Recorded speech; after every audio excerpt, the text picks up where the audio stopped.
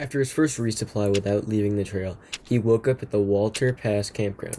Before he could continue north, he needed to have breakfast, pack up, and load up on water. There was a water source 0.1 miles down Highway 178 from the campground. It was a spring filling up a cement fixture. Little frogs were all around it.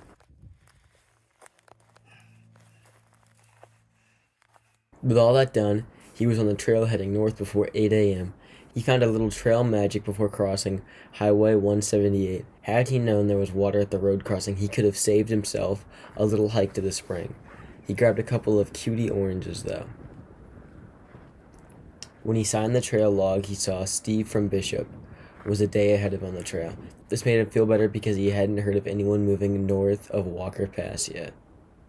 Leaving Highway 178 felt a lot like leaving Highway 58 just a few days earlier because of the intermediate elevation gain and seeing the highway below. Fortunately, it wasn't windy like it was in Tehachapi.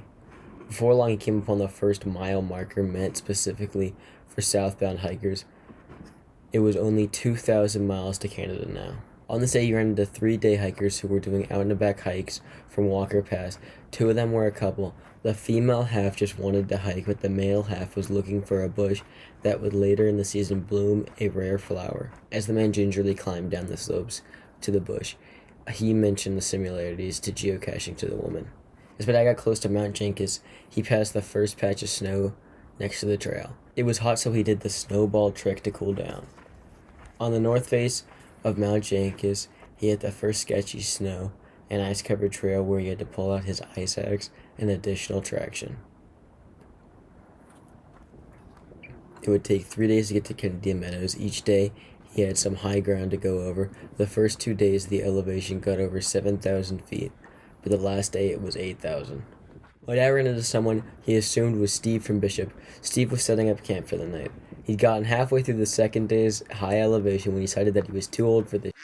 Although he was only a little older than my dad, Steve thought my dad could make it because he was young and strong. My dad's confidence was definitely shaken. Before leaving the campsite, Steve asked my dad to keep an eye out for one of his darn tough socks. Often when you're hiking, you'll see drill holes in the rocks where the trail creators broke the giant rocks apart. I imagine drill bits occasionally got stuck. My dad actually spotted a stuck drill bit. I wonder how long it had been there. At 19 miles, he set up camp. 1 day down. His first bear hang, and of course it got stuck. Speaking of laughing at my dad, every time my dad shoots a video of him walking in third person, he obviously has to go back to get the phone. Here he props up his phone on a tree to shoot himself crossing some ice and snow. It took him over 4 minutes to trek down the trail, drop his pack, and walk back to his phone, discover that he knocked it over in the first few seconds and walked back to his pack. Hilarious. My dad ended up finding Steve's sock in the branches of a blow-down blocking the trail. Steve must have been drying it out on the outside of his pack when the branch nabbed it. Surely enough, halfway through the high elevation for that day, the track stopped. If anyone had come through before my dad, it had been a while back. Fortunately, the trail was easy to follow, and more importantly, the ice and snow seemed worse than the day before. 2 days earlier, Bruno was talking to a rider under the sun. The rider mentioned something about collapsible trekking pole. Bruno wanted to know if it was really collapsible or telescoping because collapsible poles aren't as sturdy. My dad walked past a broken trekking pole. I guess whoever owned it should have gotten telescoping poles. Lunch was at Chimney Creek Campground. Pit toilets and picnic tables, such luxuries. It was at this campground that he saw the only other human that day. A man came out of his RV to briefly walk around the camp. Camp was just 2 miles further at Fox Mill Springs. He wanted to optimize his campsite, so he'd go to the highest elevation early the next day. This was definitely bear country, so another bear hang. It didn't get stuck this time. He was up early as it was his last day. He got to the first snow just a quarter mile from camp around 7 a.m. He stopped to prepare for the first dicey snow field within 2 miles of camp. Honestly, it wasn't that bad because the hillside didn't have much of a slope. In fact, all day, despite the elevation, the snow wasn't that bad. The terrain was so barren that the sun had a chance to melt most of the snow before my dad arrived. He felt bad for Steve. He had gone through the worst of it, turned around, only to go through it again. My dad actually waited to have breakfast until after the snow and ice. I prefer to keep an empty stomach until the hard part of the day is done. He set up his kitchen on a rock outcropping right on the trail. There was little fear of anyone coming across him. After brunch, he had to hike 13 miles and drop 1,200 feet to Kennedy Meadows. As he was dropping elevation along Mantor Creek, he saw some bear signs. I guess he was really in the Sierras now. At the actual Mantor Creek crossing, he dropped all the elevation he was going to, so it got hot. Here he did his standard trick of dipping his hat in a stream crossing to cool down.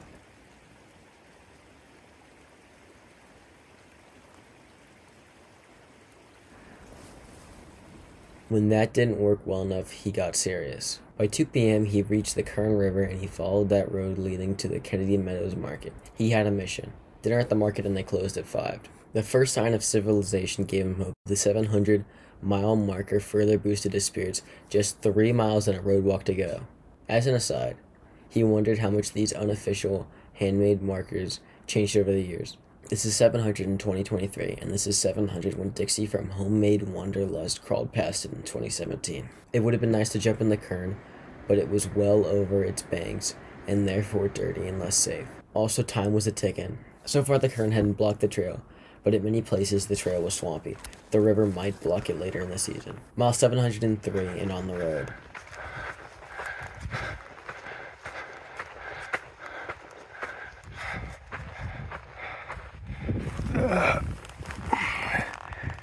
Tag.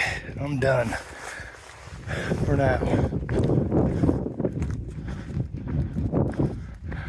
Now,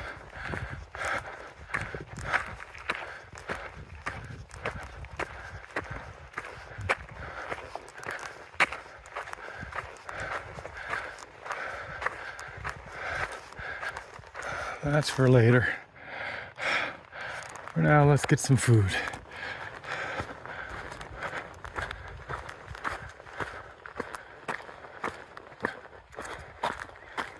But there's still a mile road walk to the market.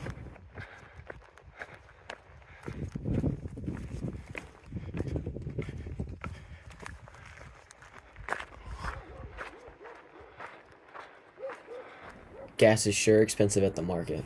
The sweetest thing happened to my dad when he got to the market. 2 employees and a couple of locals came to the railing of the porch and applauded him.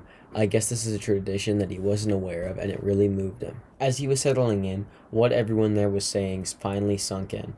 They were telling him that he was the first hiker of the season. Now, he skipped about 130 miles, but that didn't seem to affect the local accolades. They treated him like a celebrity. Snake count, 3. On this day, near the bear sign, he spotted a garter snake. Trail stops checklist. Kennedy Meadows, check. Epilogue. He spent 2 nights in Kennedy Meadows relaxing and overeating. The first night was in the market's campground. In the morning, he did his laundry and took a shower at the market. My dad wanted to drop off Steve's hiker sock in the Kennedy Meadows hiker box, but there wasn't one yet. An employee grabbed a box and the sock was the first item of the season. In the afternoon, he got a ride from Yogi to the Triple Crown Outfitters, where he picked up a few things.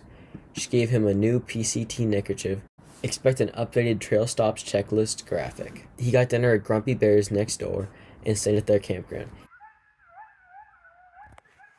He hung out at Grumpy Bear's until the afternoon when my mom picked him up. He's going to take a 5-week break. During that time, he will fill in San Jacinto. When his leave of absence starts up again, he'll tackle that 75 miles after Wrightwood with a friend. And then after that, who knows? While he's at home, a lot of his time will be spent harassing me since I haven't edited a single video yet. Hi, Dad.